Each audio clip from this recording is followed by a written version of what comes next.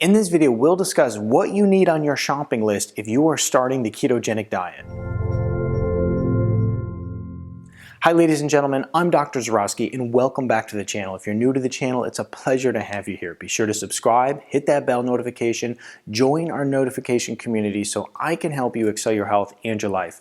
In this video, we're talking about the Keto Beginner Grocery List. We've all been there. If you haven't started the ketogenic diet yet, then you will go there. And if you've been on the ketogenic diet, you've all been within the first couple weeks of it going, oh my gosh, what am I gonna eat? What am I gonna eat? I'm hungry, what do I eat? And I don't wanna, eat these terrible foods that are, in my house and things like that. So we have to make sure that we have some of these, quick go-to foods. And so anyway, what I want to do is just discuss all the different foods that are like an absolute must to have in your house if you're starting the ketogenic diet. And at the end of this video, I have a favor to ask, not only for myself, but also for everyone else in the community so we can all help each other out following the ketogenic diet very successfully. So let's go ahead and talk about these foods now.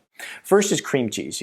Cream cheese is a huge one that's on the ketogenic diet. If you're going to make fat bombs, if you're going to make desserts, if you're going to make a lot of the different foods out there, they involve cream cheese. Make sure that you have cream cheese ready to go because a lot of the recipes you will find in a ketogenic cookbook involve cream cheese. Next is butter. Having lots of butter is good because it's a high quality fat. It's good for you, and especially on the ketogenic diet, you're always trying to push those fats, so good grass-fed butter is important.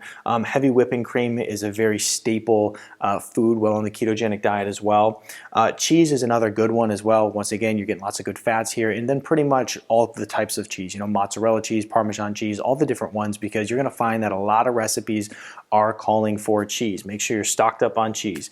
Eggs is a huge one. My goodness, I didn't ever know. When I first started the ketogenic diet, I had no idea on how many eggs we would actually go through. One of the things that I like to make is cloud bread, because you make cloud bread pizzas, you can make all different types of flavored breads with this cloud bread. You can put cheese on it. So anyway, it's really good. But one of the things it does is it just absolutely consumes all the eggs in the household. So, a lot of people are also hard boiling eggs, eating eggs for breakfast. I find that a lot of people are consuming enormous amounts of eggs on the ketogenic diet. So anyway, you're going to find that many of the recipes call for a lot of eggs, so make sure you have lots of eggs. Next is bacon, okay? Once again, I have a ketogenic cookbook that I use, and it's funny because I think every third recipe actually calls for bacon. So anyway, make sure that you have bacon in the house because many of the recipes are going to call for that. Next is sweeteners. Make sure that you have monk fruit, which is a great one, stevia, erythritol is the third great one, and then last is xylitol, okay? The first three, monk fruit, stevia, and erythritol are going to be the best, but xylitol is great too. You can mix some of that in. As a matter of fact, I like to use a erythritol and xylitol blend, and I'll try to put that in the description below, the one I use. Next year is salmon, good fatty meat there, so salmon, good fatty fish, I should say. Chicken, make sure you're getting some good quality pasture-raised chickens there. Grass-fed beef, it's going to be high in fat, high in K2. Want to make sure that we're getting that good grass-fed beef in. Coconut flour and almond flour are pretty much the two staple flours that you'll use on the ketogenic diet. Make sure you have those in the house. Avocados are a huge one. They're a good go-to food. I like to actually pack them in my lunch and just put a little bit of sea salt on them. They're easy to just throw in any meal if you're just trying to get some more fat in, some good quality fat. They taste great.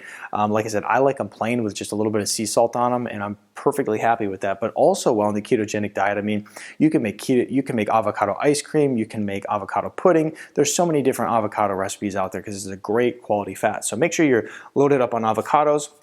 And then next year is spinach. Spinach is a really important food to have on the ketogenic diet as well. Cabbage is an easy go-to. Lots of different recipes are calling for that. Cauliflower is a huge one. A lot of people are using cauliflower in so many ways. Cauliflower crust pizzas, cauliflower mashed up, which is also good. It's almost like a mashed potato. You can use cauliflower fried rice, which is good as well. So anyway, cauliflower is a huge staple in the ketogenic diet. Make sure you have it. Next year is asparagus. Okay, asparagus is great. If you wrap asparagus in bacon, it's even better. So make sure you have bacon and asparagus. Put a little Parmesan cheese on that. It's great. Sea salt is a really important thing to make sure you have in your house when you're doing the ketogenic diet because you're going to want to get those extra minerals in, especially in the beginning. So, when we look at sea salt, it has over 80 trace minerals in it. So we want to make sure that we're getting the sodium, the potassium, the magnesium, calcium. So we want to make sure that we're using that sea salt, and sprinkling sea salt right on those avocados is a great way to get a great fat and also get those minerals in. Next is no salt. I actually usually will put some sea salt and some no salt on my avocado. No salt is basically just potassium. It literally is called no salt. You can get it in a container in the store. That's a great one to have, so you can keep those potassium levels up as well. Olive oil is great, great fat. Coconut oil is a good fat to have, and then macadamia nuts are a great go-to if you just need a snack throughout the day sometimes. So anyway, these are some of my top foods that I would say you just got to have in your house if you are starting the ketogenic diet.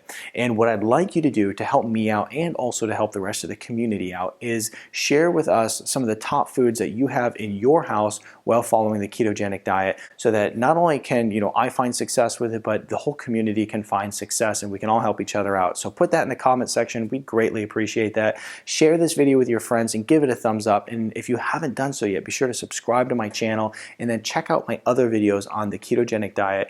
I'll see you in the next video.